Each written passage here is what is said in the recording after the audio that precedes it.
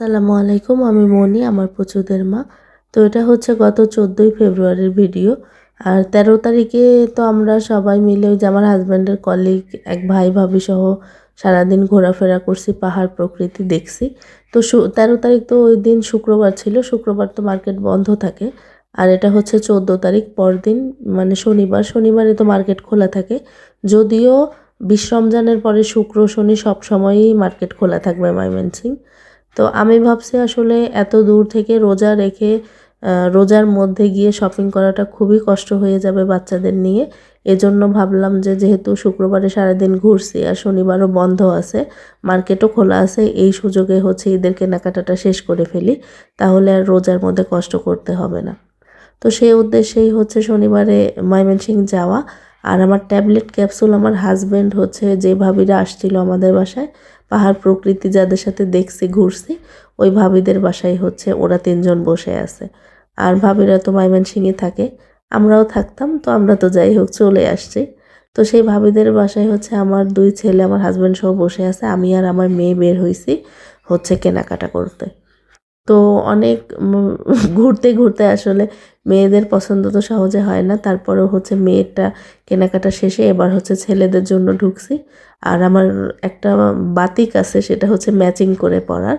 তো আমার মেয়ে সেই মেয়ের টপসটা বারবার বের করে, করে দেখাচ্ছে, আর ওরাও অনেক ট্রাই করতেছে ম্যাচিং করে ছেলেদের ড্রেস মেলানোর। তো যাই হোক কেনাকাটা প্রায় শেষের দিকে। আর দেখেন ময়মনসিংহ সব সময় এরকম ভিড় থাকে। এটা হচ্ছে বললাম না 14ই ফেব্রুয়ারিতে এই পরিস্থিতি, ভোটের পরেই এত ভিড়, যেখানে হচ্ছে মানে বলে বোঝানো সম্ভব না। সারা বছরই এই জায়গাটাতে আসলে ভিড় থাকে।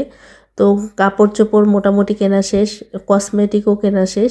এখন হচ্ছে আমি আর আমার মেয়ে সারাদিন হাঁটতে হাঁটতে ক্লান্ত, যার ফলে একটু খানাপিনা করব। তখন তো রোজা ছিল না, যদিও রোজার মাসে ভয়েস ওভার দিচ্ছি, রোজার মাসে ভিডিওটা আপলোড দিচ্ছি, কিন্তু তখন তো রোজা ছিল না। এই জন্য আমি আর আমার মেয়ে গেছি একটু হচ্ছে গলাটা ভেজাতে, আইসক্রিম খাবো, বিস্কিট, এটা ওটা। আর পছন্দের খাবারগুলো, এগুলো তো ময়মনসিংহ থাকতে আমরা রেগুলার খাইতাম। ময়মনসিংহ গেলে আসলে এই খাবারগুলো না খেলে ভাল লাগে না, তৃপ্তি লাগে না। তো যাই হোক খানাপিনা শেষে এবার হচ্ছে যাচ্ছি। ওই যে আমার যে ট্যাবলেট ক্যাপসুল, আমার হাজব্যান্ড ভাবিদের বাসায় ওয়েট করতেছে, ভাবিও বারবার ফোন দিচ্ছে আমাকে যাওয়ার জন্য। আমি ভাবিকে বললাম যে আচ্ছা ঠিক আছে, না যাই, ওরা বের হয়ে আসুক, আমাদের রাত হয়ে যাচ্ছে, বাসায় ফিরতে হবে। তো ভাবি বলতেছে না, একটু আসেন, জাস্ট অল্প কিছু খেয়ে পরে রওনা দেন। তো সেই উদ্দেশ্যেই হচ্ছে একটা রিক্সা নিছি। আর রিক্সা তো খুঁজেই পাওয়া যাচ্ছিল না। যাই হোক অনেক দূর হেঁটে, প্রায় হাফ রাস্তা হেঁটেই চলে আসছি।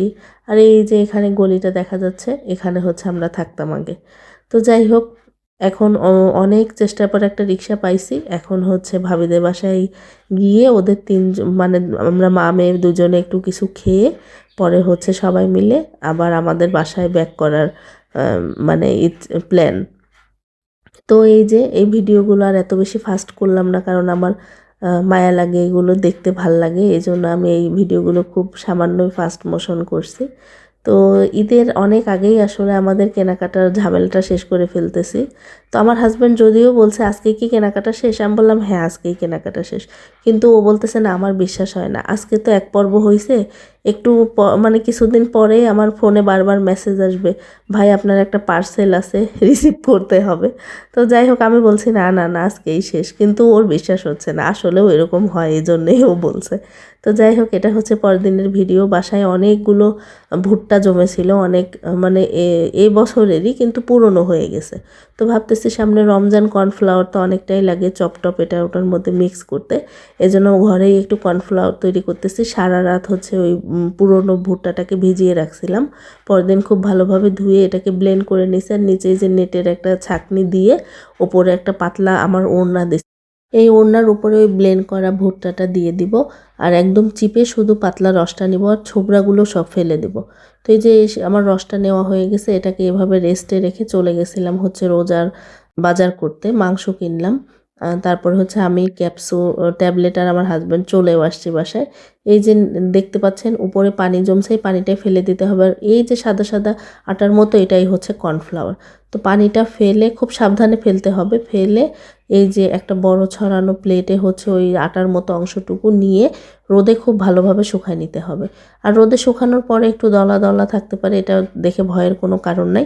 এটা ব্লেন্ড করলেই একদম দোকানের মতো কর্নফ্লাওয়ার হয়ে যাবে। তবে এটা একটু পুরনো কর্ন তো এজন্য কালারটা ব্রাউন আসছে। নতুন কাঁচা কর্ন হলে একদম হোয়াইট হইতো। আর একদম গুণাগুণ দোকানের মতোই হয়। তো এই ছিল সারাদিনের ব্লগ। কেমন লাগলো অবশ্যই কমেন্ট করে জানাবেন। ভালো লাগলে একটা রিয়্যাক্ট কমেন্ট করে দেবেন, সাবস্ক্রাইব করবেন। আরও সুন্দর সুন্দর ভিডিও দেখাবো ইনশাল্লাহ। যে পর্যন্ত আল্লাহ হাফেজ।